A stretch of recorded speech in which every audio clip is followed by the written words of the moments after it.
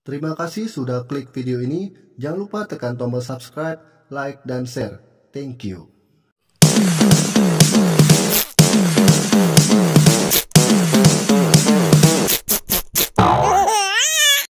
Halo Sobat Bang Laki, apa kabar semuanya? Semoga kalian sehat selalu ya. Kali ini Bang Laki akan mereview sebuah film yang berjudul Mikey. Film ini mengisahkan kehidupan Mikey Hall, psikopat 9 tahun yang melakukan pembunuhan pada banyak orang. Tanpa berlama-lama, langsung saja kita masuk ke alur ceritanya. Di awal cerita kita diperlihatkan seorang bocah yang bernama Mikey yang bermain api bersama adiknya yang bernama Beth. Gak berapa lama datang si ibu yang langsung memarahi Mikey. Kemudian si ibu pergi bersama si adik yang sama sekali tidak dimarahi. Mikey bilang kalau si ibu sangat menjengkelkan dan sudah tidak menyayanginya lagi. Keesokan paginya, Mikey mengerjai si adik mengambil bonekanya dan membuangnya ke dalam kolam renang.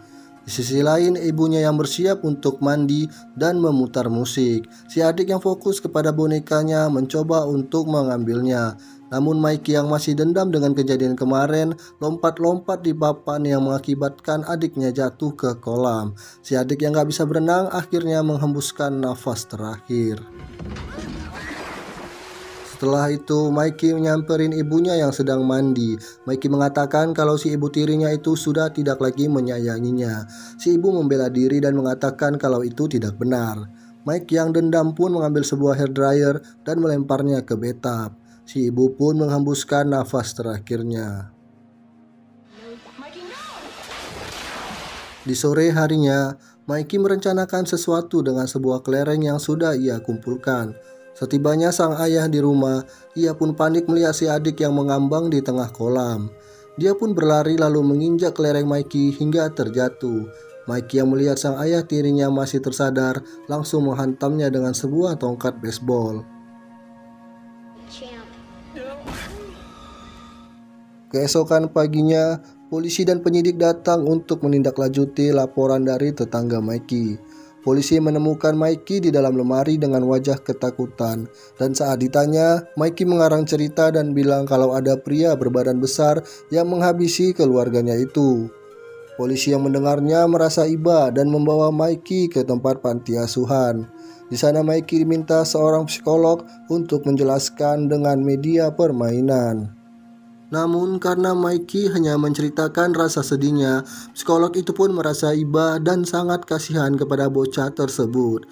Keesokan harinya, adik kandung dari ibu tirinya yang kemarin diminta oleh pihak kepolisian untuk menjadi orang tua sambung Mikey.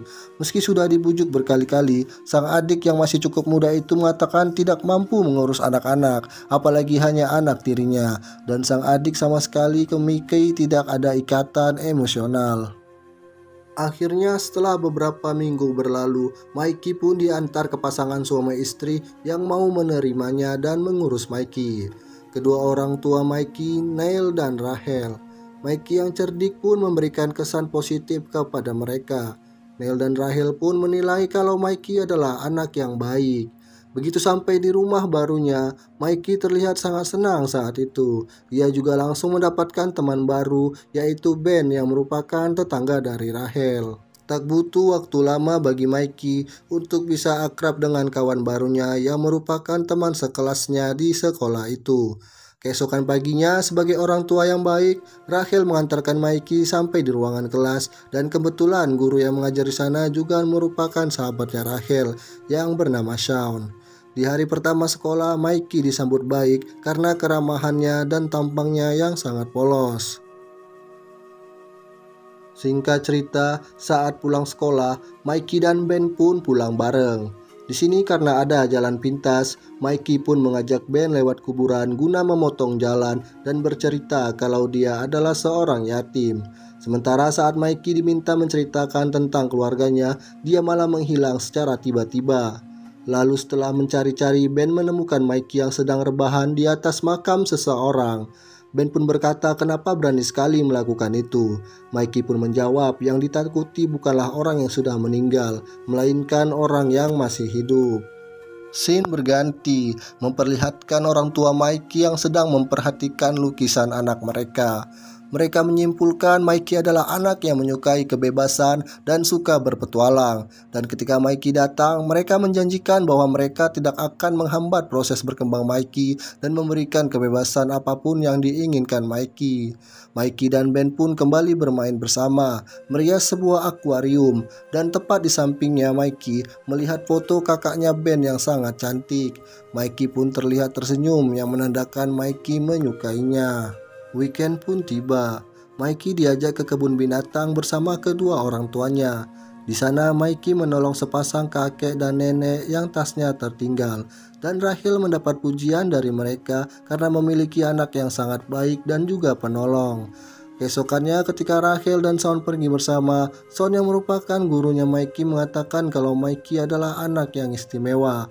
Shaun juga mengatakan kepada Rachel bahwa Mikey harus mendapatkan perhatian khusus dari mereka.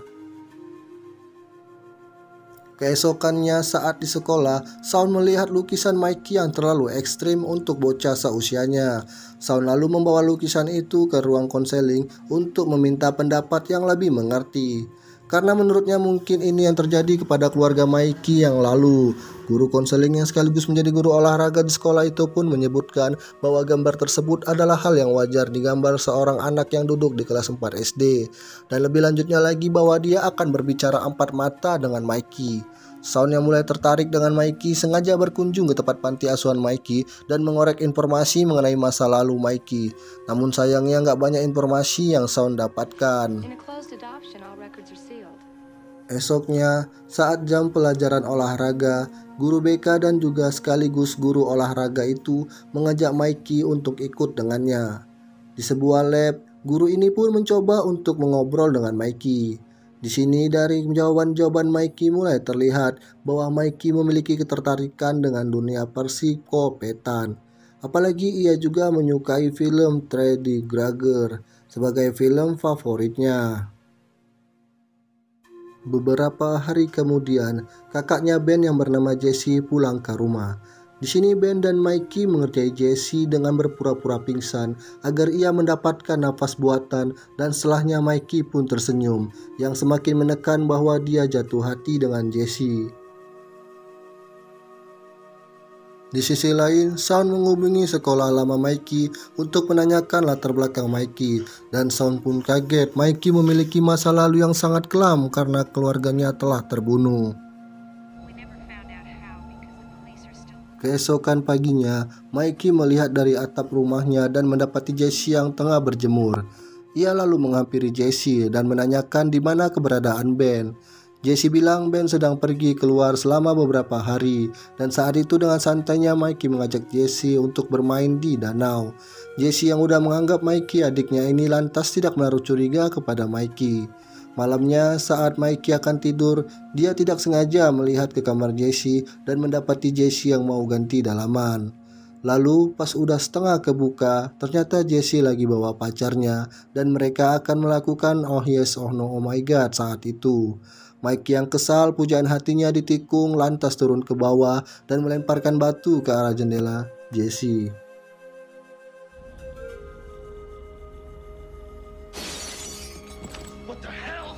Si David, cowoknya Jesse pun langsung turun dan nyariin siapa yang usil dengannya. Namun karena tidak menemukan siapa pelakunya, ia pun kembali masuk ke rumah dan melanjutkan oh yes oh no oh my god. Pada keesokan harinya, Mikey yang sedang berada di kelas terpantau sedang galau dan melukai dirinya sendiri.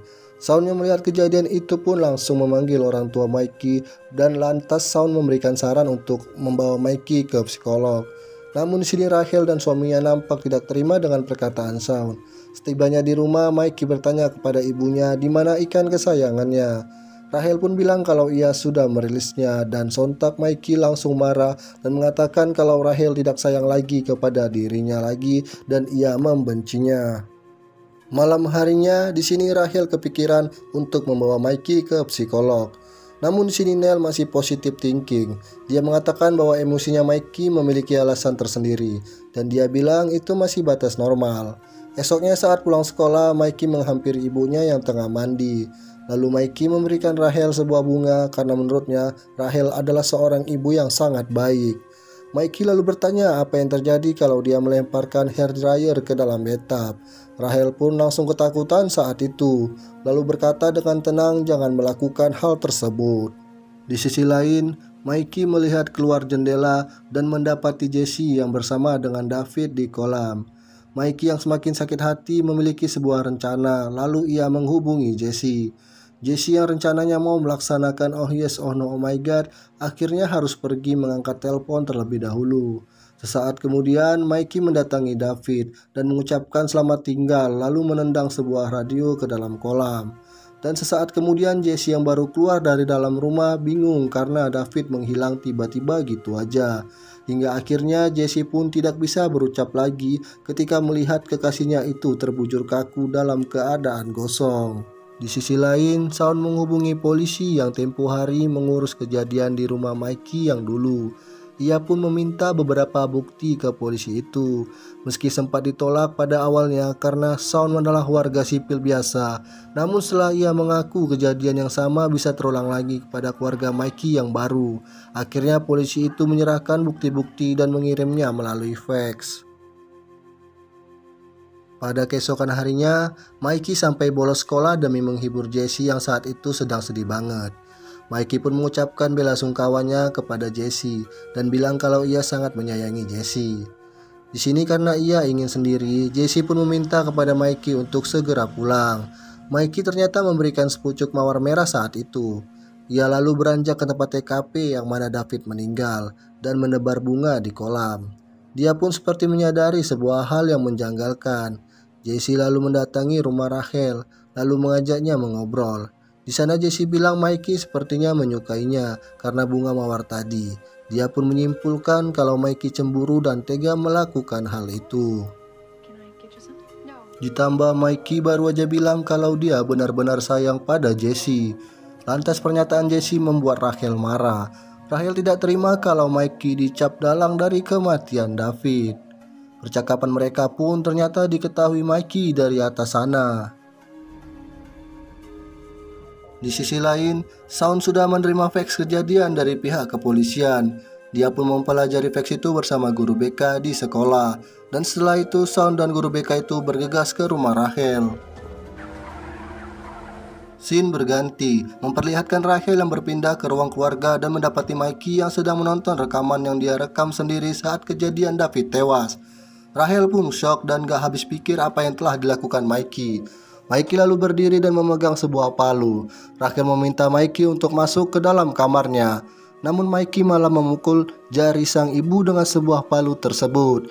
Ibunya yang ketakutan pun segera mengompres jarinya dan mengunci pintu kamarnya. Sesaat kemudian Mikey masuk melalui pintu kaca dan akhirnya Rachel mengembuskan nafas terakhirnya.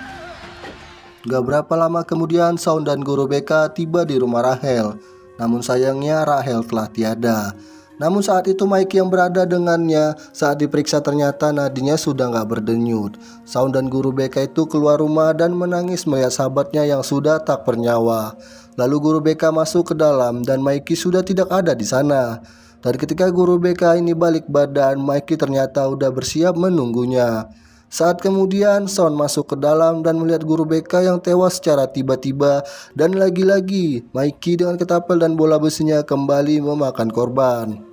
Saat kemudian terlihat Mikey yang sedang bersiap-siap lalu menyalakan gas tanpa menyalakan apinya. Bocah itu langsung mendatangi Jesse dan mengajaknya main. Di sini Jesse yang merasa ilfil dengan bocah itu pun langsung menutup pintunya dan ketika Jesse di kamarnya, secara tiba-tiba TV di bawah menyala dan lantas Jesse segera memeriksanya. Sesaat kemudian Neil datang dan Mikey menyamperin ayahnya dan bertindak seakan baik-baik saja dan ia juga mengatakan kepada sang ayah kalau ia memiliki sebuah surprise dan ia pun memperlihatkan semua orang yang duduk di meja makan. Mikey lalu melempar api dan rumah mereka pun terbakar. Saat api berhasil dipadamkan, Jesse sebagai saksi satu-satunya mengatakan Mikey adalah dalang di balik kejadian itu semua. Namun polisi kembali membela Mikey hanya karena akting Mikey yang sangat polos. Dan film pun ditutup dengan memperlihatkan sepasang suami istri yang mengadopsi seorang anak. dan anak itu adalah Mikey. Are you gonna be my new mommy and daddy? Mungkin sampai di sini alur cerita film Mikey. Tunggu dan nantikan di review film-film selanjutnya. See you.